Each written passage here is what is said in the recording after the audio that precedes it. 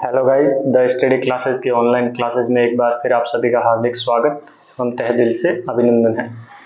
जैसा कि आप सभी को पता है कि हमने जो है वो साइंस के चैप्टर जो है वो शुरू किए थे, जो हर एग्जाम में जो पूछे जाते हैं। आज उसी कड़ी में एक नया चैप्टर जो है आपके सामने मैं लाया हूँ और उसका नाम है अम्ल, क्षारक और लवण। ठीक है, यहाँ से खूब सारे सवाल पूछे जाते हैं हर एग्जाम में, चाहे वो कोई भी एग्जाम हो, 12th का हो, 10th बोर्ड का हो, 9th का हो, 6th का हो, 7th का हो। हर एग्जाम में सवाल यहाँ से आता है और सभी क्लासों में ये पार्ट जो है वो दे रखा है। पार्ट का नाम है अम्ल, क्षारक एवं लवण। अम्ल को इंग्लिश में कहते हैं एसिड, क्षारक को इंग्लिश में कहते हैं बेसिस और लवण को कहते हैं अपन सॉल्ट्स। इन तीनों के बारे में पढ़ेंगे। उसमें एक तो अपन टॉपिक देखेंगे अम्ल एवं क्षारक, एक अपन देखेंगे सूचक, जिसमें 3 देखेंगे अपन, प्राकृतिक सूचक, कृत्रिम सूचक और गंधीय सूचक। एक अपन देखेंगे सॉल्ट्स, लवण। चौथा चैप्टर अपन देखेंगे टॉपिक वाला दैनिक जीवन में अम्ल, क्षार और लवण के उपयोग। 5वां चैप्टर होगा दैनिक जीवन में उदासीनीकरण के उदाहरण।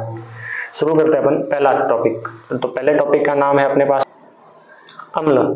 अम्ल को इंग्लिश में अपन कहते हैं एसिड। अम्ल जो है वो एक अंग्रेजी भाषा में एसिड से प्राप्त हुआ है। अम्ल जो है वो एक अंग्रेजी भाषा का एक शब्द है जिसे अपन कहते हैं एसिड। एसिड उससे प्राप्त हुआ है। इंग्लिश में क्या होता है ये एसिड।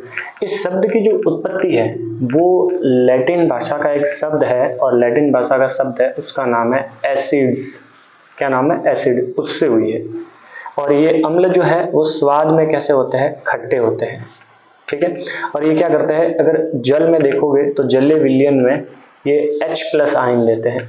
और एक वैज्ञानिक ने इसका तथ्य दिया था और उस वैज्ञानिक का नाम था आरेनियस। इसी के नाम पर इस सिद्धांत का नाम ही पड़ गया अपने पास में, आरेनियस सिद्धांत। तो अम्ल को अंग्रेजी भाषा में एसिड। इस शब्द की उत्पत्ति कहाँ हुई है? तो एक लैटिन भाषा का एक शब्द है जिसे अपन कहते हैं एसिड, वहां से हुई है। स्वाद में कैसे होते हैं? ये खट्टे होते हैं। और जलीय विलयन में क्या करता है? H+ आयन लेते हैं। और ये तथ्य किसने बताया था? आरेनियस ने। इसीलिए इस सिद्धांत को अपने क्या नाम दिया है? आरेनियस का सिद्धांत। अम्ल के कुछ प्राकृतिक स्रोत है, उन स्रोत के बारे में अपन देखेंगे। प्राकृतिक स्रोत सिरका पहला है। ये सिरका जो है वो एसिटिक अम्ल पाया जाता है इसमें। नींबू जो है, नींबू में पाया जाता है अपने पास में सिट्रिक अम्ल। और जो टमाटर होता है उस टमाटर में पाया जाता है एस्कॉर्बिक अम्ल। टमाटर में क्या पाया जाता है? एस्कॉर्बिक अम्ल। इस टमाटर में जो छोटे छोटे दाने होते हैं उस दानों से ही अपने पेट में क्या होती है? पथरी होती है। क्या होती है? पथरी। ऑक्जेलिक अम्ल वाला, वो भी आप कह सकते हो उसको। सेब है, सेब में पाया जाता है अपने पास में मेलिक अम्ल। अंगूर या जो इमली होती है उसमें पाया जाता है टार्ट्रिक अम्ल। कौन सा अम्ल होता है? टार्ट्रिक। दूध और जो दही होता है उसमें पाया जाता है लैक्टिक अम्ल। जहां भी आपको लैक्ट शब्द दिखता है, तो जहां लैक्ट दिखता है वो हमेशा होगा दूध में, ध्यान रखना। तो एक जीवाणु भी होता है, उसे कहते हैं लैक्टोबैसिलस जीवाणु। नाम भी है उसका लैक्टोबैसिलस। जीवाणु का नाम भी क्या है? लैक्टोबैसिलस जीवाणु। मधुमक्खी में पाया जाता है मेथेनोइक अम्ल। और एक लाल चींटी होती है उसमें पाया जाता है फॉर्मिक अम्ल। ये सभी के सभी जो है वो अम्ल के प्राकृतिक स्रोत है, मतलब अपने को प्रकृति से प्राप्त होते हैं। जैसे लाल चींटी कह दो, मधुमक्खी कह दो, दूध और दही कह दो, इमली, अंगूर, सेब, टमाटर, नींबू और सिरका, ये सभी के सभी प्राकृतिक स्रोत है। और उस प्राकृतिक स्रोत में कौन कौन सा अम्ल मिलता है? तो ये वाले जो है उसके अंदर जो है ये अम्ल मिलते हैं। ठीक है, अगर आप हाइड्रोक्लोरिक अम्ल है, उस हाइड्रोक्लोरिक अम्ल उसको अगर खाने का सोडा जो आपके घर में आता है उसमें अगर ये आप HCl मिला दोगे तो अभिक्रिया होगी। और अभिक्रिया के दौरान आपको प्राप्त होगा एक तो कार्बन डाइऑक्साइड जिसे अपन कहते हैं CO2, और क्या मिलेगा अपने पास में? एक मिलेगा NaCl और एक अपने पास में जल जो है वो भी अपने को प्राप्त होगा। HCl का जो सूत्र है वो होता है HCl, हाइड्रोक्लोरिक का सूत्र है। खाने के सोडे का है NaHCO3 और कार्बन डाइऑक्साइड का है CO2। तो ये आपके सामने लिखा हुआ है कि अम्ल जो है उसकी सोडियम बाइकार्बोनेट यानी कि खाने के सोडे से अभिक्रिया करवाई जाती है तो कार्बन डाइऑक्साइड गैस जो है वो उत्पन्न होती है। अगर आप इसी अम्ल की अभिक्रिया जो है वो धातु के साथ करवाते हैं आप, तो धातु के साथ करवाने पर अपने कौन सी गैस निकलती है, हाइड्रोजन गैस उत्पन्न करती है। ठीक है, तो ये दो ध्यान रखना, यहाँ से वो सवाल पूछ सकता है आपको। अगर कहे कि अम्ल है उसकी अभिक्रिया अगर किसी सोडियम बाइकार्बोनेट के साथ करवाओ तो कौन सी गैस उत्पन्न होगी, तो CO2 उत्पन्न होगी। अगर पूछेगा अम्ल है उसकी अभिक्रिया धातु के साथ करवाओ तो कौन सी गैस उत्पन्न होगी, तो वहां पर हाइड्रोजन गैस जो है वो उत्पन्न होती है। और अम्ल जो है वो नीले जो वनस्पति रंजक है उसको क्या करते हैं, लाल कर देते हैं। ऐसे अगर आपको याद नहीं रहे तो एक नाम याद रखना जिसे अपन कहते हैं अनिल। क्या कहते हैं, अनिल। अ से अपने पास में हो जाएगा अम्ल, नी से हो जाएगा अपने पास में नीला,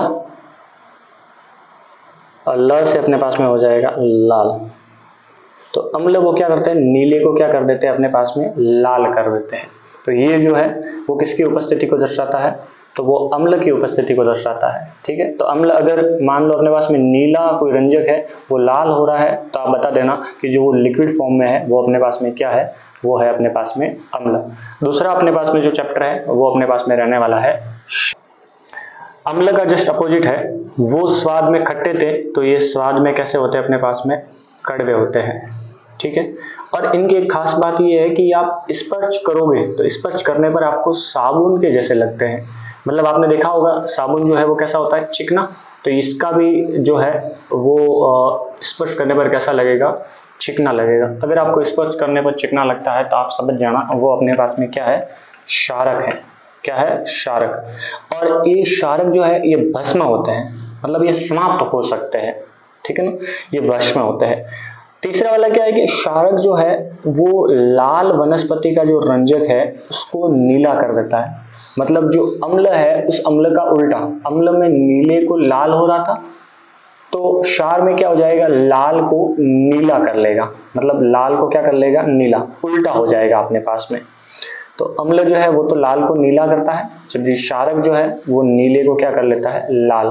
तो क्षारक लाल वनस्पति रंजकों को नीला कर देते हैं। पदार्थ के आपको नाम ध्यान रखने हैं, तो पदार्थ का नाम क्या रहेगा अपने पास में, क्षारक वाले कह रहा हूं। मान लो अपने पास में चूने का जो पानी है वो एक प्रकार का क्या है, क्षारक है। साबुन भी एक प्रकार का क्या है, क्षारक। और दूधिया जो मैग्नीशियम है वो भी अपने पास में क्या है, किसका उदाहरण है, क्षारक का उदाहरण है। इसमें कौन कौन से क्षारक उपस्थित होते हैं, तो जो चूने का पानी होता है उस चूने के पानी में उपस्थित जो क्षारक है उसका नाम है कैल्शियम हाइड्रोक्साइड। क्या है, कैल्शियम हाइड्रोक्साइड, जिसका सूत्र होता है CaOH2। इसे आप Ca जो OH2 है इसे बूझा हुआ चूना भी कहते हैं, बूझा चूना। ठीक है, साबुन में क्या क्या होता है, एक तो होता है सोडियम हाइड्रोक्साइड, एक होता है आपके पास पोटेशियम हाइड्रोक्साइड भी आप कह सकते हो, potassium, potassium NaOH sodium hydroxide, KOH potassium hydroxide. दूधिया मैग्नीशियम, इसे कहते हैं मैग्नीशियम हाइड्रोक्साइड भी कहते हैं, इसका सूत्र होता है MgOH2। इसका रंग जो है वो दूधिया होता है। कैसा होता है, दूधिया। इसका उपयोग जो है वो अम्लता को कम करने में किया जाता है। हम आगे हम पढ़ेंगे अम्लता को कम करने में जो है इसका उपयोग किया जाता है। ठीक है, तो ये जो थे अपने पास में क्या थे, क्षारक। स्वाद में कड़वे होते हैं, साबुन जैसे स्पर्श करने पर लगते हैं चिकने, भस्म हो जाते हैं, और लाल वनस्पति रंजकों को नीला करते हैं। उदाहरण चूने का पानी, साबुन और दूधिया मैग्नीशियम। ठीक है, आगे बढ़ते हैं।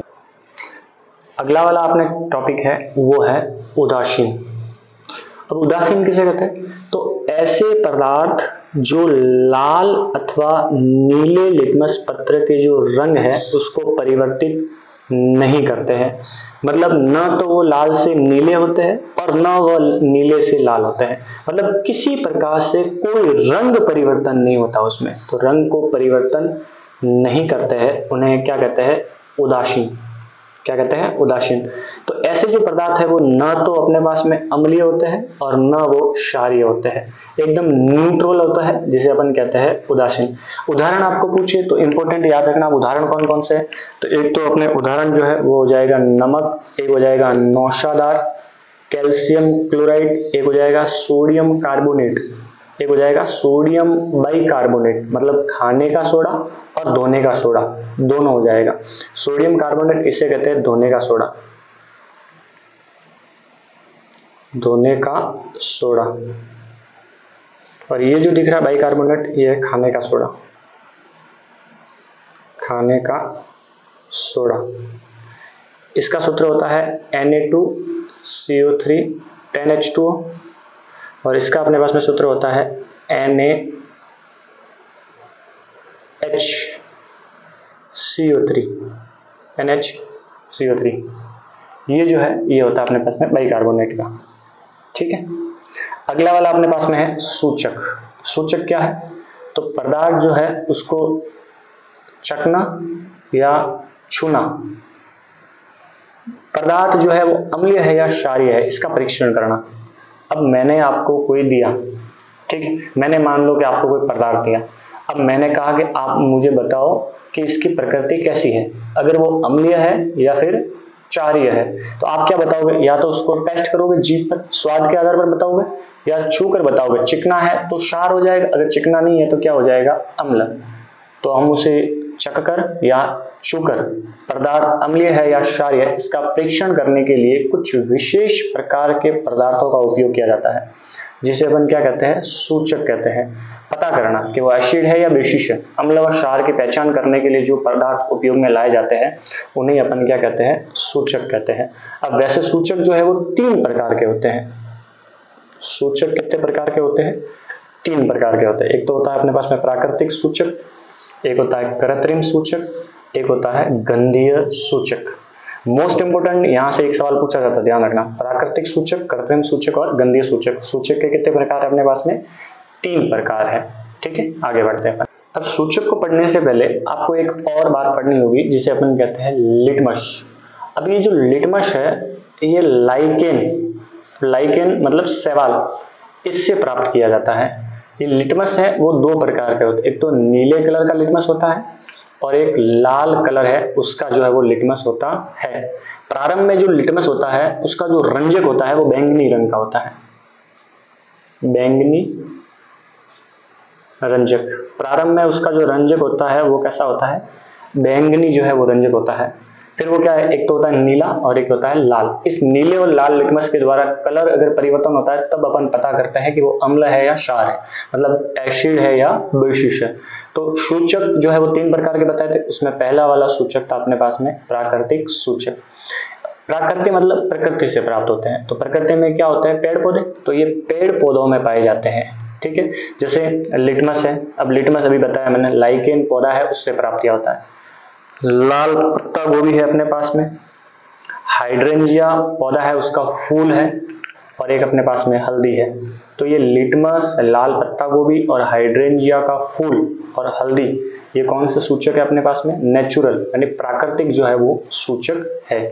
फिर होता है कृत्रिम या संश्लेषित, इसे मानव निर्मित भी कह सकते हैं, मतलब मानव के द्वारा निर्मित किए जाते हैं। तो इसका आप नाम दे सकते हो मानव निर्मित। क्या नाम है इसका? मानव निर्मित या कृत्रिम या संश्लेषित। मानव निर्मित है तो ये सब के सब कैसे पदार्थ है? रासायनिक पदार्थ है, मतलब केमिकल मैटर है। जैसे फॉर एग्जांपल एक तो होता है मेथिल ऑरेंज और एक अपने पास में होता है फिनोफ्थेलिन। तो मेथिल ऑरेंज और जो फिनोफ्थेलिन है ये दोनों के दोनों किसके उदाहरण है अपने पास में? कृत्रिम, संश्लेषित या मानव निर्मित जो है वो है। तीसरा अपने पास में है जिसे अपन कहते हैं गंधीय सूचक, मतलब गंध के आधार पर अपन डिफरेंट करके बताते हैं कि वो अम्ल है कि क्षार है। तो इन पदार्थों की गंध अम्लीय व क्षारीय माध्यम में बदल जाती है, तो उन्हें अपन क्या कहते हैं? गंधीय सूचक। जैसे प्याज, तो प्याज की गंध आती है। लौंग का तेल, इसकी भी अपने पास में क्या आती है? गंध आती है। तो ये सब के सब कैसे हैं? गंधीय सूचक। एक और आप याद रखना हो तो वेनिला, आइसक्रीम होती है आइसक्रीम वेनिला, उसकी भी क्या होती है? गंध। तो ये भी कैसा है? एक गंधीय सूचक है। ठीक है, तो ये 3 सूचक ये ध्यान रखना, प्राकृतिक सूचक, कृत्रिम सूचक जिसे संश्लेषित सूचक भी कहते हैं या मानव निर्मित सूचक भी कहते हैं। तीसरा वाला जो है उसे अपन कहते हैं गंधीय सूचक। ठीक है, अगला वाला अपन वो है लवण। अब लवण किसे कहते हैं? अम्ल और आपने क्षार, इन दोनों को मिलाया तो तीसरा वाला जो बनेगा वो बनेगा लवण। और साथ में ही बनेगा अपने पास में जल। तो अम्ल और क्षार मिलाने पर अपने को लवण और जल प्राप्त होता है, उसे ही अपन कहते हैं लवण, जिसे कहते हैं सॉल्ट्स। तो अम्ल और क्षार की क्रिया के अतिरिक्त एक नया पदार्थ बनता है जिसे लवण कहते हैं। और ये जो अभिक्रिया है, इस अभिक्रिया को अपन कहते हैं उदासीनीकरण अभिक्रिया। उदासीनीकरण अभिक्रिया, इस अभिक्रिया को अपन क्या कहते हैं? उदासीनीकरण अभिक्रिया। अब आप लोग एक मान लो कि अपने लेते हैं एक तो अम्ल और एक लेते हैं क्षार, इसे कहते हैं सोडियम हाइड्रोक्साइड, इसे कहते हैं हाइड्रोजन क्लोराइड। तो अम्ल और क्षार मिलाओगे तो ये जो बन रहा है, तो मेरे पास में देखो, मैं आपको बता रहा हूं, ये तो है अपने पास में क्षार, ये अपने पास में है अम्ल। अगर इस दोनों को आप मिलाओगे तब जाके अपने पास में बनेगा लवण। ठीक है, तो सोडियम क्लोराइड और सोडियम कार्बोनेट और सोडियम बाइकार्बोनेट, ये सब के सब किसके उदाहरण है? लवण के उदाहरण है। सोडियम बाइकार्बोनेट, सोडियम कार्बोनेट और सोडियम क्लोराइड, ये तीनों के तीनों किसके उदाहरण है? लवण के। अब आपको वो पूछ सकता है कि लवण के क्या गुण होते हैं? अपने को जो नया पदार्थ बना है या प्राप्त हुआ है, उसमें क्या क्या पदार्थ है और उसकी क्या अवस्थाएं है, वो अपन देखेंगे। तो हमेशा जो लवण है वो ठोस अवस्था में, सॉलिड फॉर्म में पाया जाता है।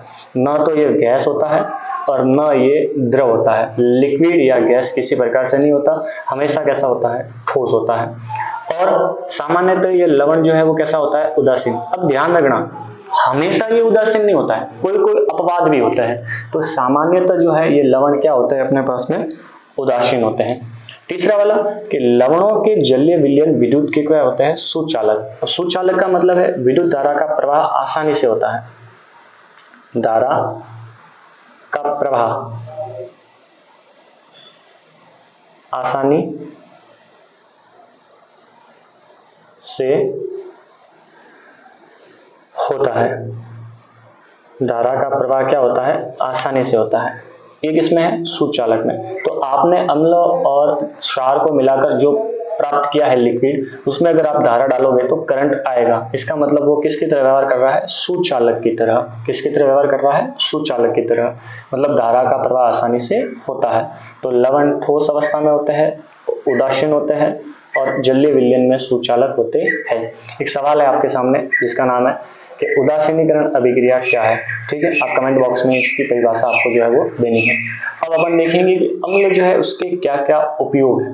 ठीक है, तो अम्ल में अपन कुछ महत्वपूर्ण अम्ल है, सभी तो नहीं बता पाएंगे, लेकिन जो महत्वपूर्ण है एग्जाम में पूछे जाते हैं उनके बारे में जो अपन जानकारी देखेंगे। इसमें पहला वाला है H2SO4। इस H2SO4 जो है इसे अपन कहते हैं सल्फ्यूरिक अम्ल। क्या बोलते हैं इसके? सल्फ्यूरिक अम्ल। इसे सल्फ्यूरिक अम्ल भी कहा जाता है। दूसरा, इसे गंधक का अम्ल भी कहा जाता है।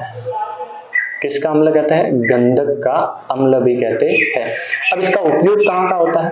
तो उसका उपयोग है वो औद्योगिक स्तर पर उर्वरकों जैसे अमोनियम सल्फेट के निर्माण में होता है।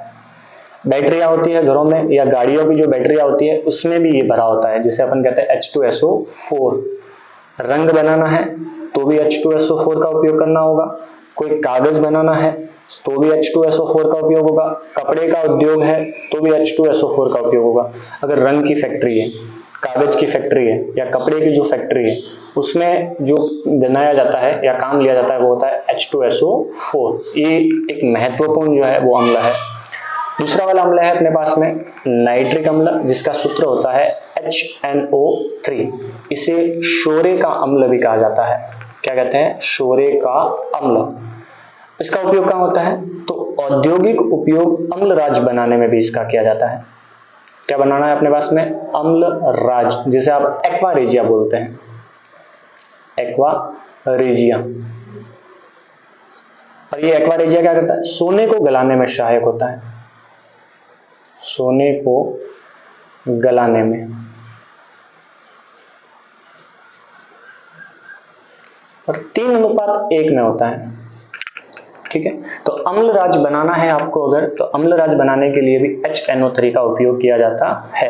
और अम्लराज उसी को अपन कहते हैं एक्वा रेजिया, जो सोने को गलाने में सहायक होता है। ये लिखा हुआ है, सोना चांदी अगर शुद्ध करना है तो इसका उपयोग किया जाता है। अमोनियम नाइट्रेट जो खाद्य एवं उर्वरक में काम आता है, उसके लिए भी ये काम आता है। पटाखे होते हैं या फिर अन्य विस्फोटक होते हैं, TNT होते हैं, डायनामाइट होते हैं, जितने भी बम होते हैं या मिसाइलें होती है, उसमें जो गन पाउडर के रूप में तौर में होता है जो, वो होता है नाइट्रिक अम्ल, जो ज्यादा विस्फोटक होता है और तबाही मचाता है। तो वहां पर जो उपयोग होता है वो भी होता है HNO3। अगला वाला अपने पास में है, वो है HCl, जिसे अपन कहते हैं हाइड्रोक्लोरिक अम्ल। ये अपने आमाशय में पाया जाता है। कहाँ पाया जाता है? ये आमाशय में। इसे नमक का अम्ल भी कहते हैं।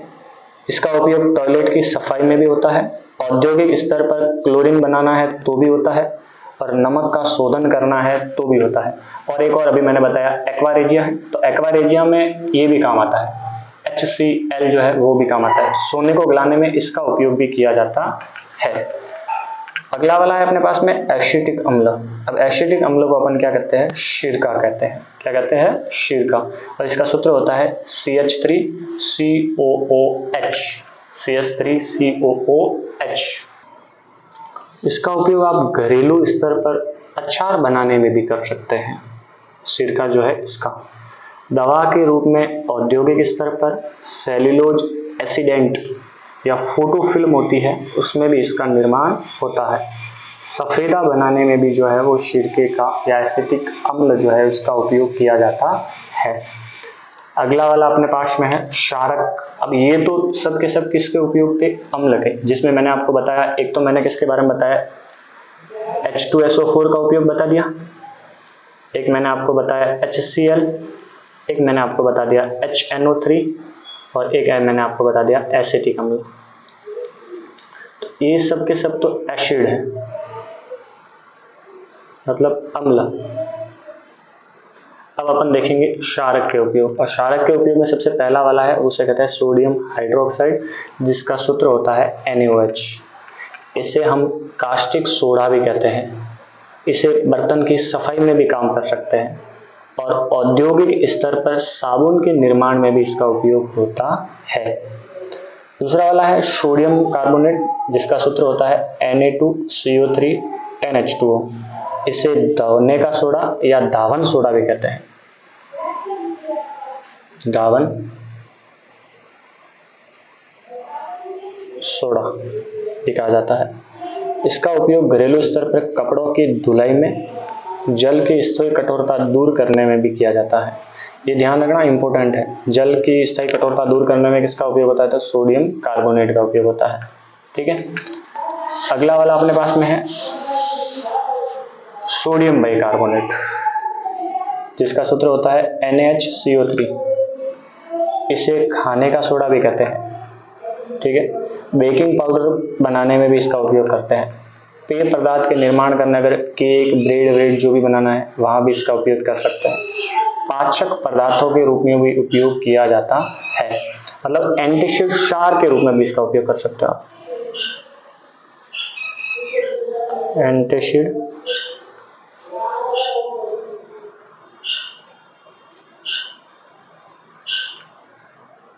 क्षार में भी इसका उपयोग कर सकते हैं। अगला वाला है अपने पास में कि अम्लता है वो क्या है और उसका उपचार कैसे किया जा सकता है। ठीक है। तो अगला है अम्लता, इंग्लिश में कहते हैं एसिडिटी। हमारे आमाशय में क्या होता है? एक अम्ल पाया जाता है जिसे कहते हैं हाइड्रोक्लोरिक अम्ल, और ये क्या करता है? भोजन का पाचन में सहायक होता है। परंतु कभी कभार क्या होता है, ये ध्यान रखना, ये अम्ल जो है कहाँ से निकलता है? तो अपने शरीर के अंदर एक कोशिका होती है जिसे कहते हैं पैराइटल कोशिका। पैराइटल कोशिका मैं आपको अच्छे से पढ़ाऊंगा, जब मैं आपको आमाशय पढ़ाऊंगा तब मैं वहां बनाऊंगा। अपना आमाशय 3 कोशिकाओं से मिलकर बना होता है।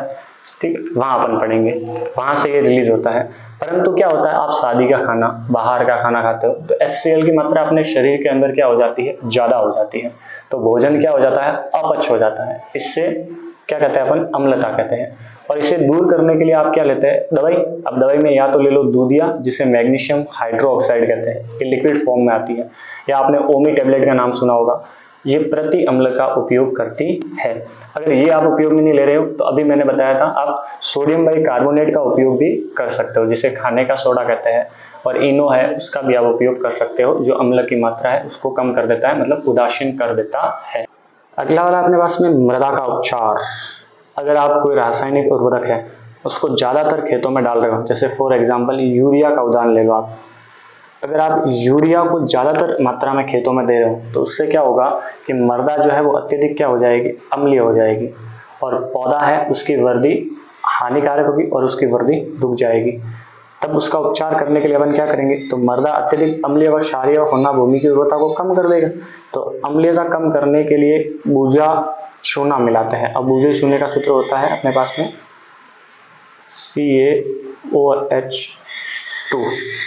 CaOH2, जिसे अपन कहते हैं calcium hydroxide. Calcium hydroxide, calcium hydroxide. फिर अपने पास में कारखानों का अपशिष्ट पदार्थ। तो कारखानों में जो अपशिष्ट पदार्थ है वो अम्लीय पदार्थ होते हैं, जिन्हें सीधे अपन अगर डालोगे तो जलीय जीव है उसको हानि पहुंचाएंगे। तो उसके लिए अपन क्या करते हैं, उसमें क्षारीय पदार्थ मिलाते हैं और उसको क्या कर देते हैं, उदासीन कर देते हैं। फिर उसको अगर विसर्जित करोगे तो किसी प्रकार की कोई हानि नहीं होगी। ठीक है, तो ये अपने दैनिक जीवन में उदासीन पदार्थों के जो है वो क्या थे, उदाहरण। तो ये चैप्टर अपने पास में अम्ल, क्षार और लवण जो है वो खत्म हो गया। आज के लिए इतना ही, धन्यवाद। अगर आपको कंटेंट जो है वो अच्छा लगा हो, पसंद आया हो, तो कुछ नहीं करना, कुछ नहीं जाता, सब्सक्राइब का बटन है उसको क्लिक करना है और अधिक से अधिक आपको उसको शेयर करना है। यहाँ से सवाल आप खुद देख लेना, जब एग्जाम हो खूब सारे सवाल आते हैं और यही सवाल आते हैं, इधर उधर की बातें करने की कोई जरूरत नहीं है, ज़्यादा एक्स्ट्रा पढ़ने की भी जरूरत नहीं है। जो यहाँ पढ़ाया है वो परफेक्ट है और एकदम सही है।